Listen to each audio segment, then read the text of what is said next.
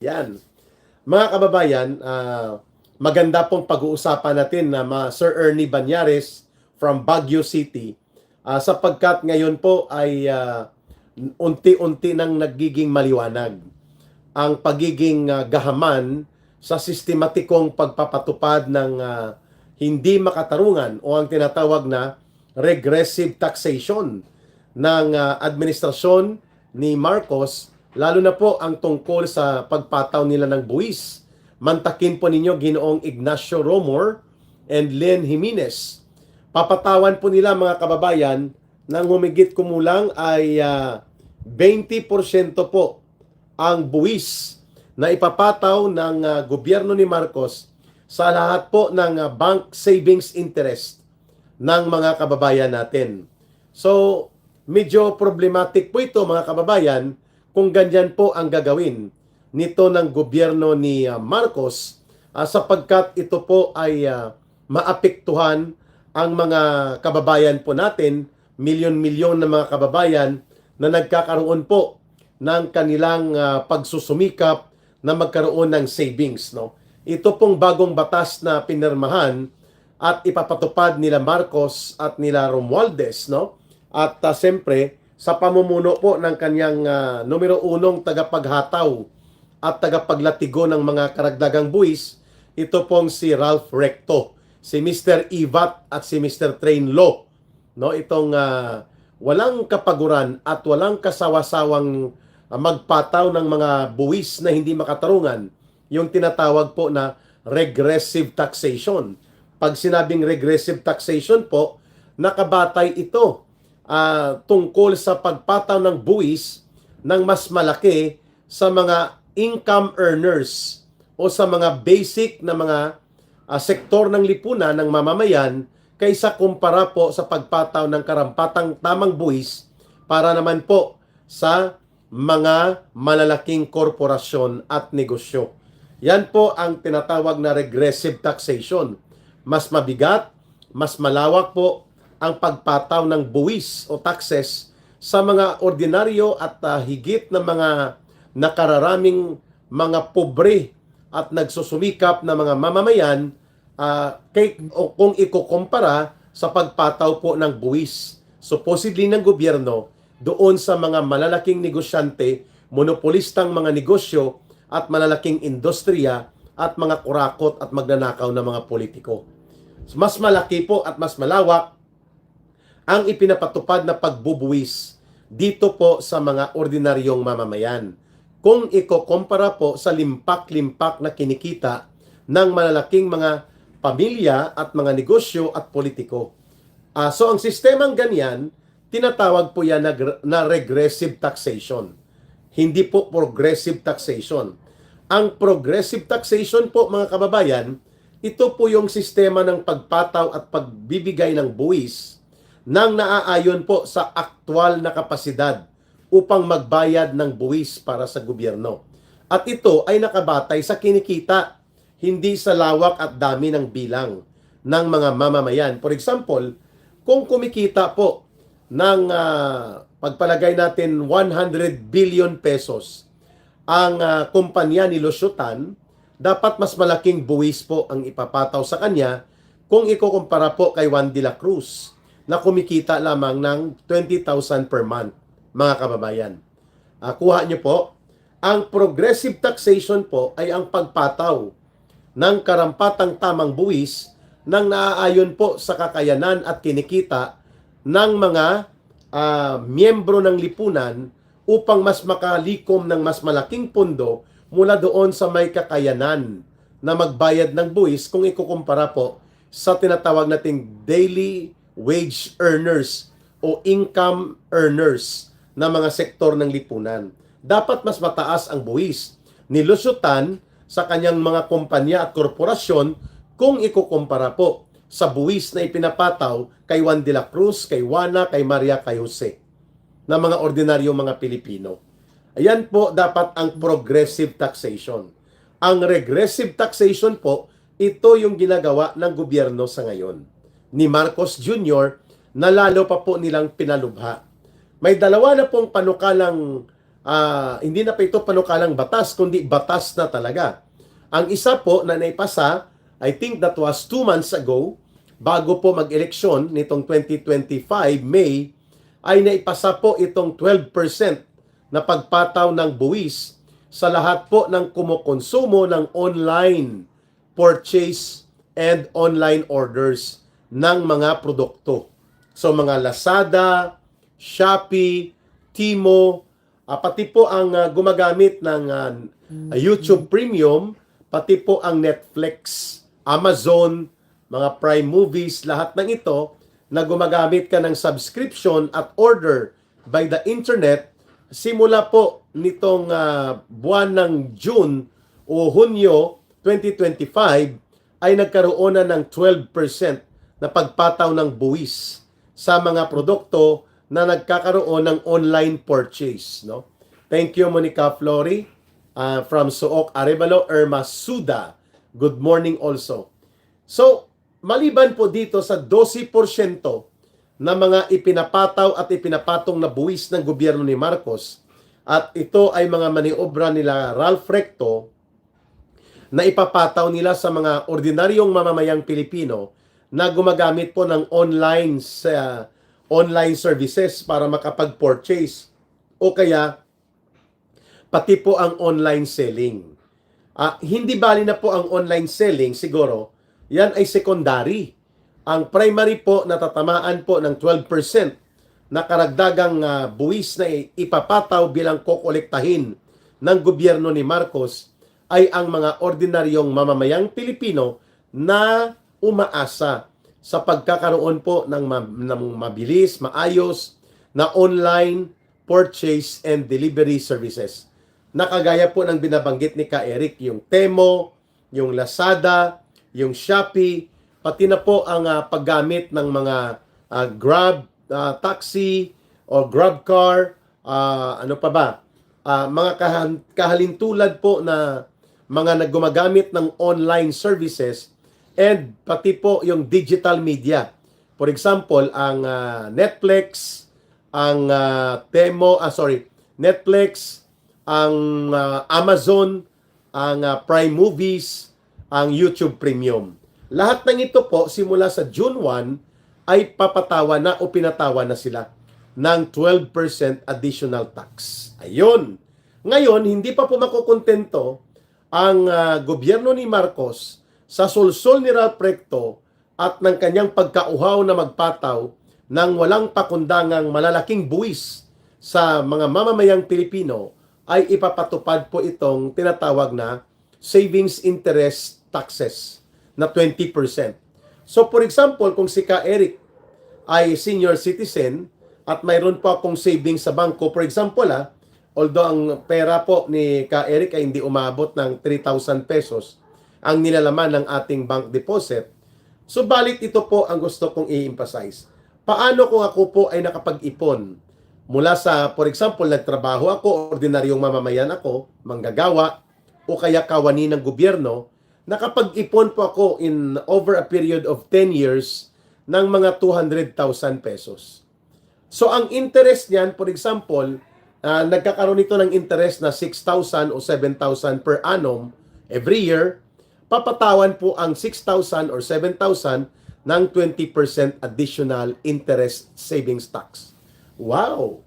Mga kababayan, magbibigay po ito ng malaking pagpapabigat. Mantakin mo kung naka-time deposit po ang iyong pera at ikaw ay may 1 million na napag-ipunan mo sa loob ng 20 anyos na pagtatrabaho mo at ang iyong 1 million na natipon po ay na-invest mo ito sa time deposit na kategorya, at kapag ito po ay nag-earn, for example, ng mga 60,000 pesos sa isang taon, no, hanggang mga 80,000 pesos, ang 80,000 na yan, interest mo mula sa savings mo. Sa ilalim ng batas na ngayon na ipapasa o ipinasa na at pinirmahan na nila Marcos, ay papatawan po ng 20%. Yung 60,000 pesos na interest na nag-gain po ninyo doon sa time deposit mo na 1 million pesos, ay babawasan po yan ng 7,200. So mantakin mo 7,200 ang mawawala sa iyo. Supposedly pera po ninyo yon. Ito po ngayon ang panibagong sindikato ni Marcos at ni Ralph Recto para lamang makalikom po ng salapi upang ipangtapal sa kanilang walang katapusan na budget deficit. Ibig sabihin po kulang ang kinikita ng gobyerno o ng kanyang revenue kung ikukumpara sa kanyang ginagastos. For that matter, ang ating budget ay 6.3 trillion pesos for 2025 sindikato budget nila.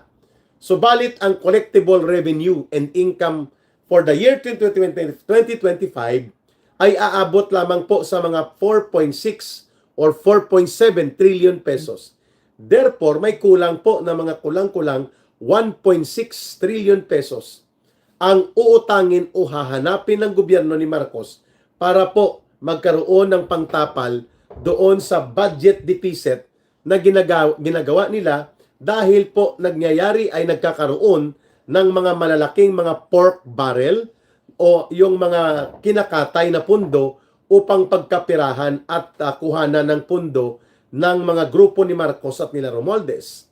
So itong budget deficit po o pagkakulang ng budget versus gagastusin at versus income ay hindi pa po kontento si Marcos na siya po ay hatawin niya ito upang magkaroon ng tinatawag na paglikom ng buwis. 20%. So, kung mayroon pong savings interest, no, ang isang individual na umaabot ng mga 10,000 pesos, ang 20% po niyan ay mga 2,000 din, mga kababayan. Tama? Yeah.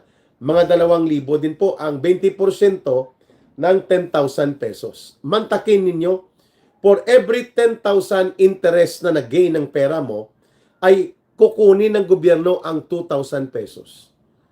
If there are around, mga kababayan, kung ang savings interest na maiipon sa isang taon ay aabot po sa iba't ibang mga individual accounts na ito sa Pilipinas, estimate lang ito kung aabot po ng 500 billion pesos every year, ang interest na nakukuha ng mga iba't ibang pera ng taong bayan sa iba't ibang mga bangko, ipapataw na po simula sa July 1, nagsimula na ang 20%. So for every 500 billion interest na na-gain ng mga iba't ibang savings account, na including ang time deposit, sa 500 billion po na na-accumulate na mga pundo as interest mula doon sa deposito at savings ng iba't ibang mga Pilipinong mamamayan, ay kukunin po nila ang 10 billion is mga 2 billion pesos po.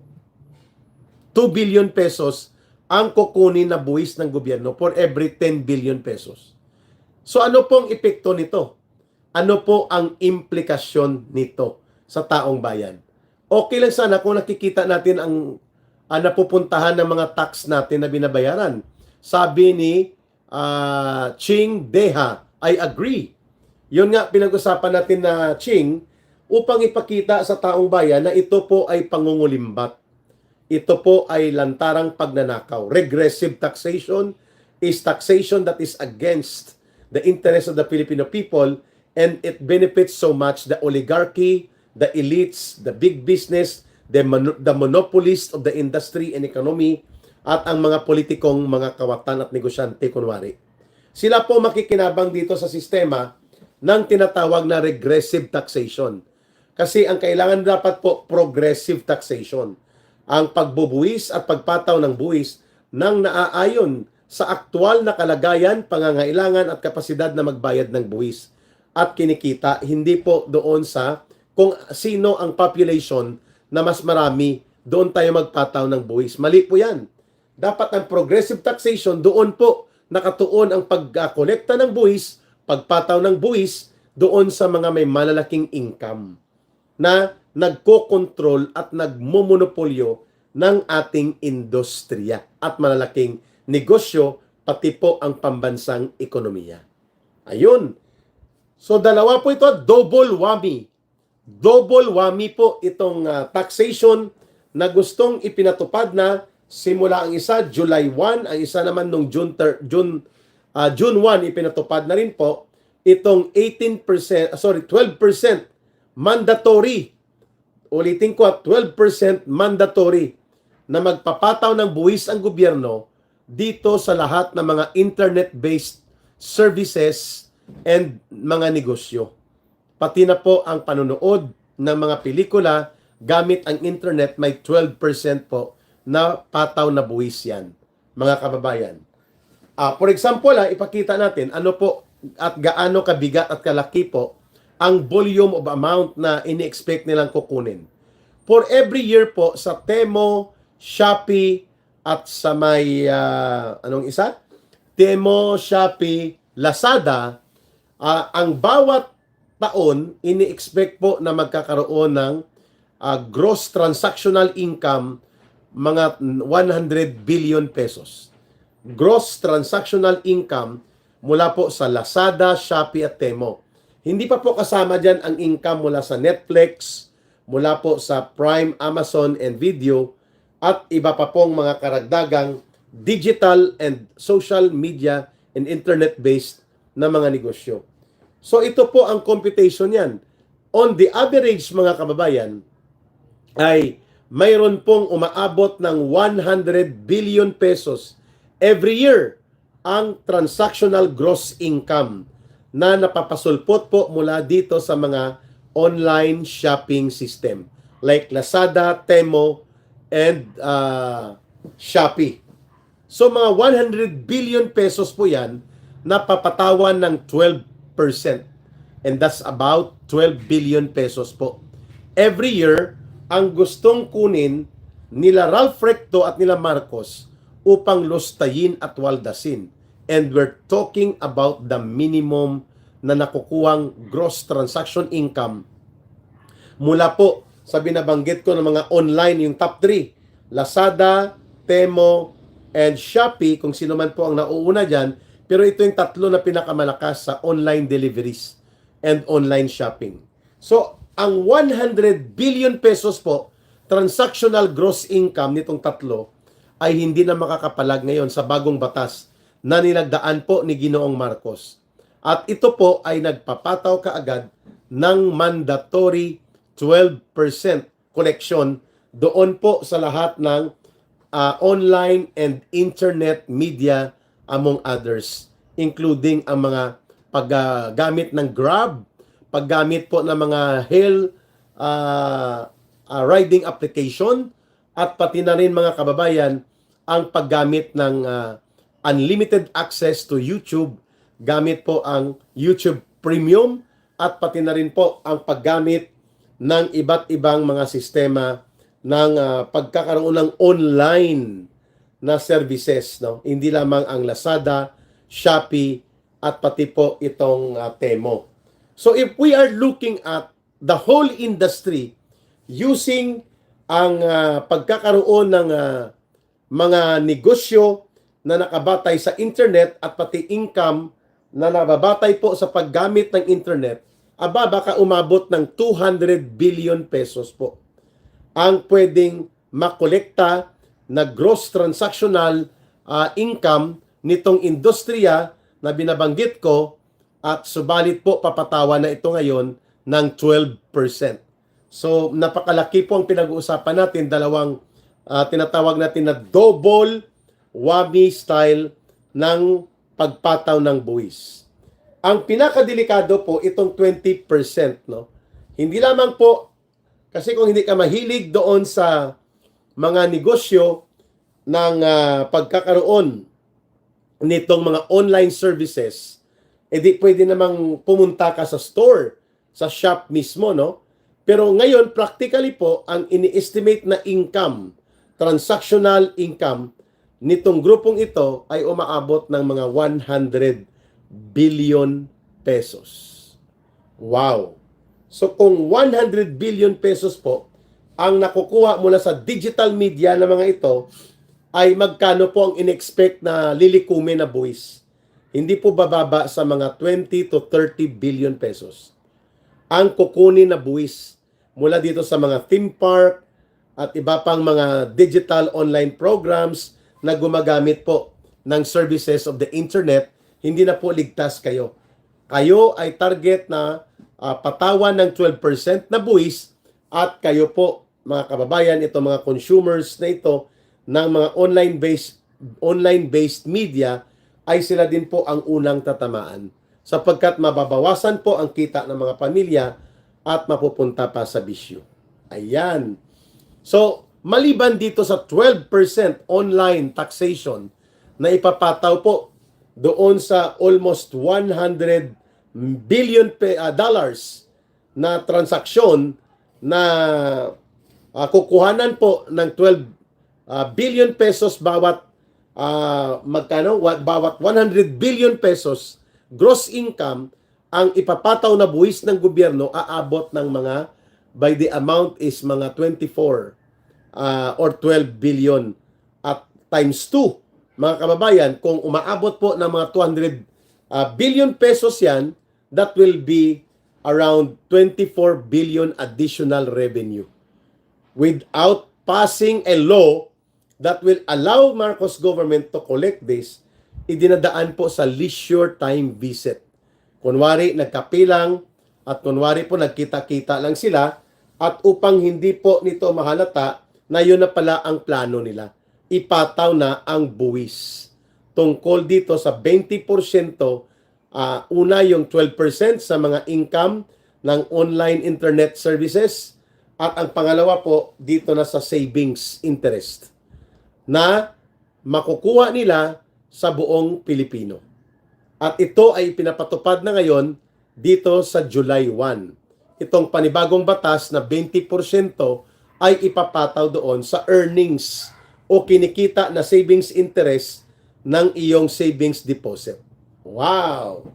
So, kung mayroon pa lang 10 billion pesos na pondo ang isang korporasyon dyan, ay ang papatawan nila ng buwis, iyon po ang korporasyon, hindi ang mga individual. Pero paano po kung ang ginagamit ay savings personal? Sila ba ay exempted o hindi sa paggamit pa at pagpapatupad ng buwis na additional 20% on all savings? Sa tingin ko po, kailangan yan ay manindigan talaga ang mga mamamayan. Nagsalita na po ang mga senior citizens, ang mga financial professionals na ito po ay isang lantarang pagpapatupad ng tinatawag na violations. Ito po sa tinatawag na principle of progressive taxation. Sapagkat ang gagamitin nito at papatawan ng buwis ay ang ordinaryong mga mamamayan. Kaya nakakalungkot at nakakabahala na ngayon po ay pinababayaan na lang ito na parang hindi alam ng taong bayan na lahat pala ng savings income sa mga savings and time deposit ay sakop pala ito ngayon ng 20% na bagong batas na ipinasa ni Marcos Jr.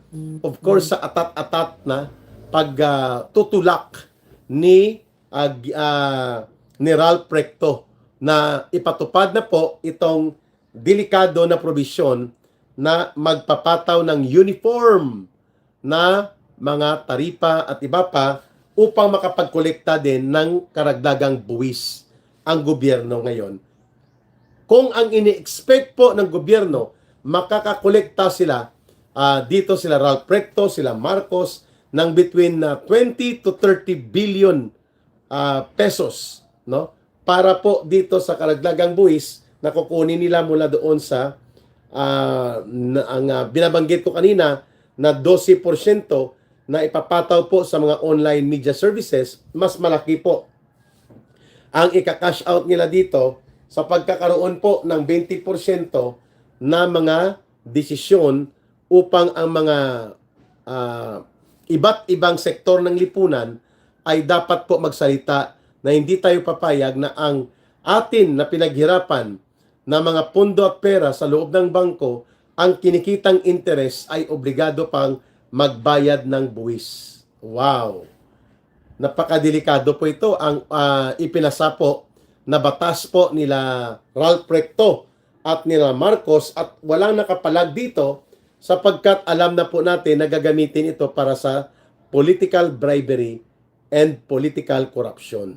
Wow!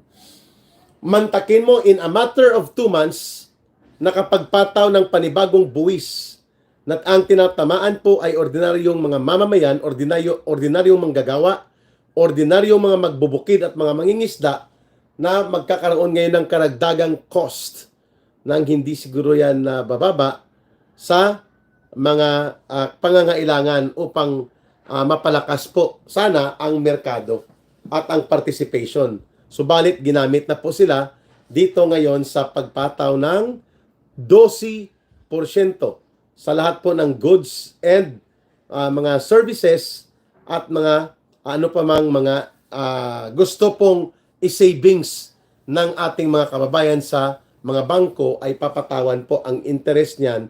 Ang total ay kukuhanan po ng 20% starting po July 1. Wow! Medyo malaki-laki din po itong pag-usapan natin.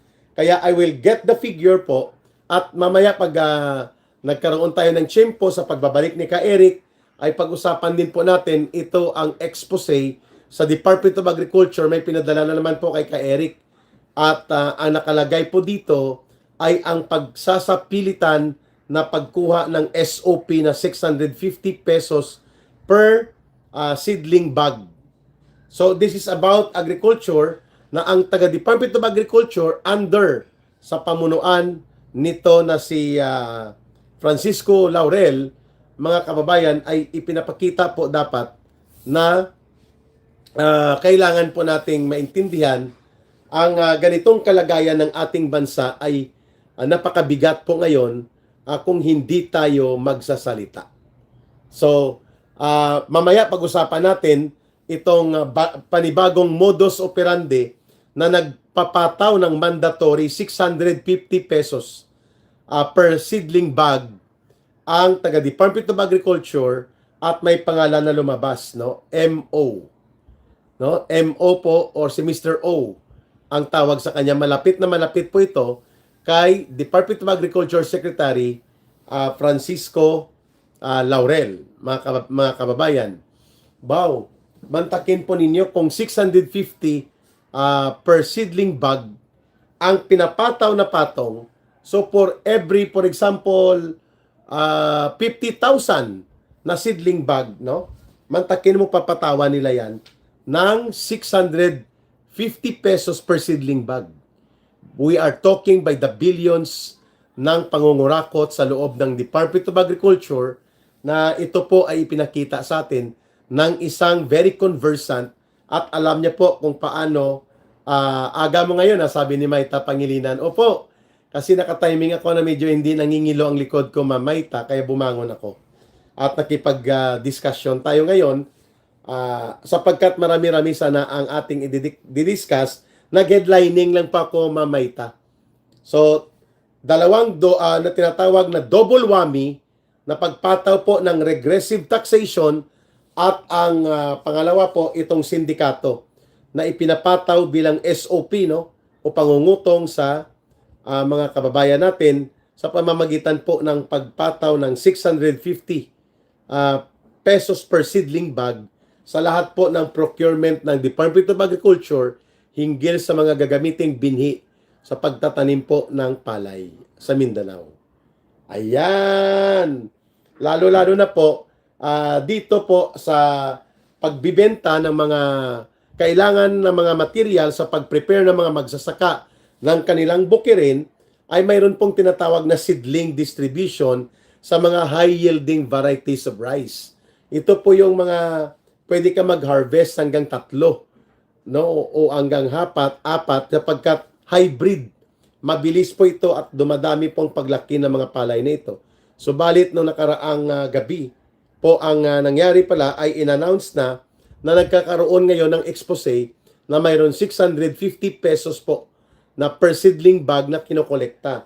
So kung magkaroon ka ng for example, sa seedling bag ay mga 100,000 o 200,000 seedling bag, i-multiply po natin dyan ang 650 per seedling bag. So how much is that? That's around mga 650 million pesos. Wow, 650 million pesos po ang kinukulimbat according to the insider.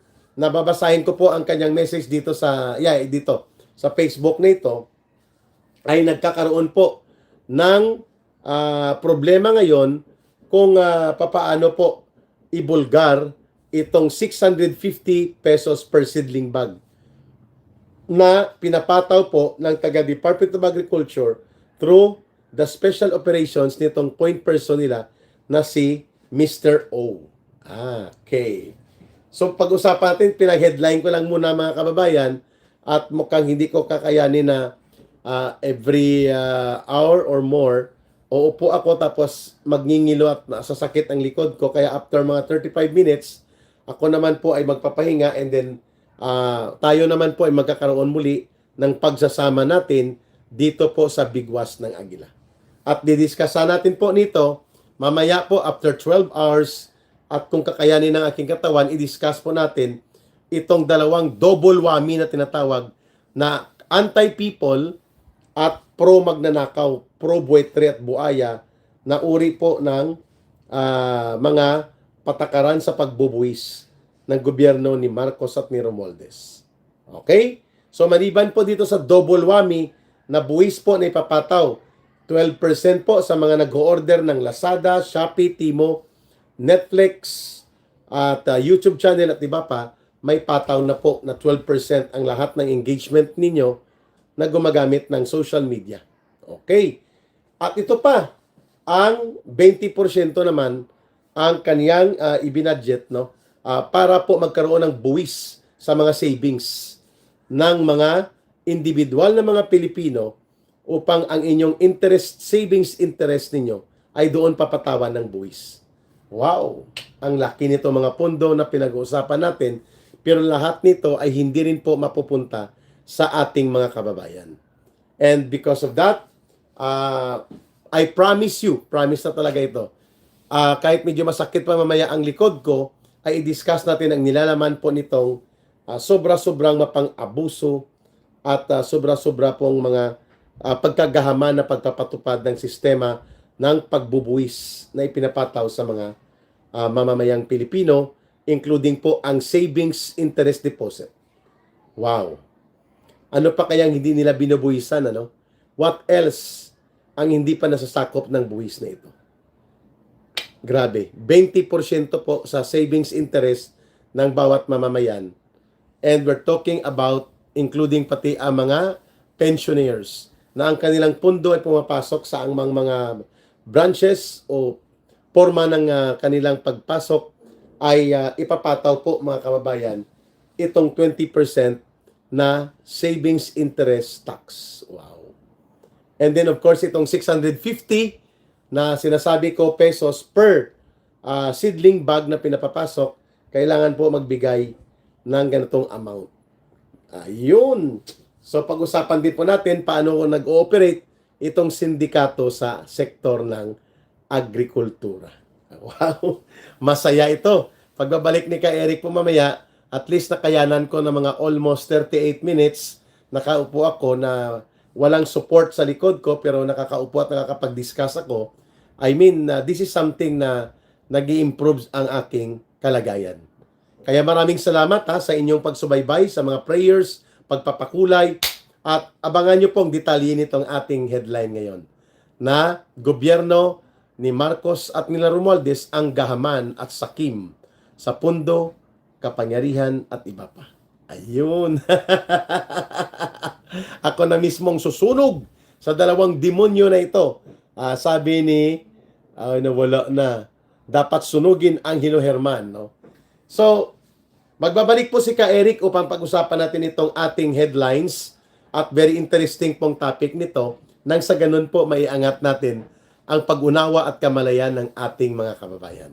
Serye po natin ito, at upang ang iba pa pong hindi nakakaabot, mag-replay mo na sila, and then mamaya po ang detalye ng analysis at ng mga pag-input ng statistical correlation mula po sa ibang napag-aralan natin at iba pang mga naintindihan natin paano po ginagamit ang regressive taxation against the interest of the Filipino people at upang protektahan po ang mga oligarko at malalaking mga negosyante at mga buayang politiko.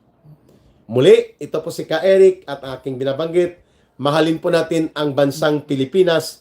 Walang ibang magmamahal nito, kundi tayo rin pong mga Pilipino. Para sa Diyos at sa Pilipinas nating mahal, rest assured, Ka Eric will be back po in a short while. And then don't forget, we will have Big Was ng Agila with Ma'am Lorraine Maribadoy. That's 11 a.m. to 1 p.m. Philippine Standard Time.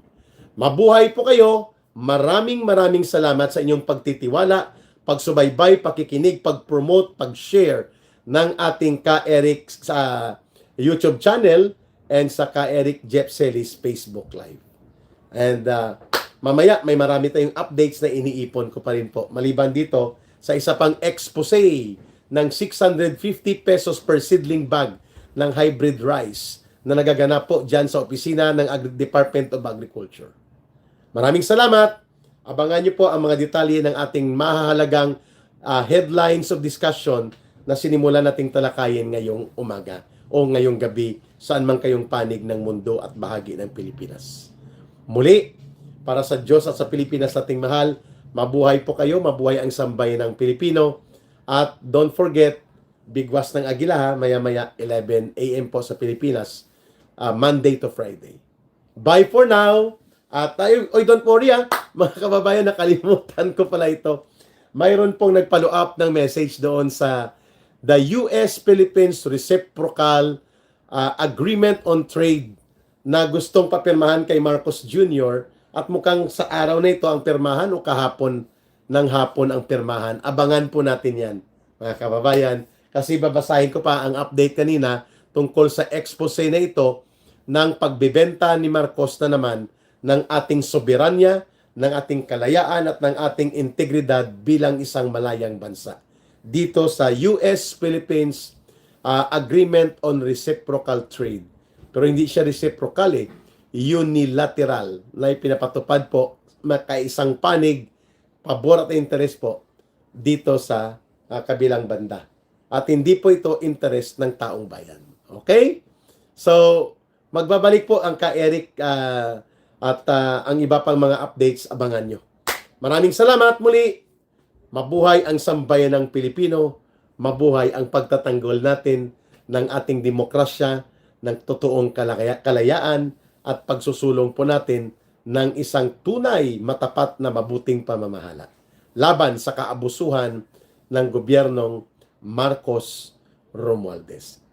Bye for now. See you again after mga 10 hours or 12 hours na magkaroon tayo ng cycle ng ating live stream. Babalik tayo ulit para dun sa promise ko sa inyo ng mga detalye ng ating nai-headline ng mga mahalagang talakayang bayan. Maraming salamat muli. Bye for now. See you again around mga 12 hours from now upang magkaroon ng important updates mula po sa mga nakalap na mga research and information na pinapadala po kay Ka Eric. Okay na? Bye for now. See you again mga mamayang 12 or 10 to 12 hours after. Salamat.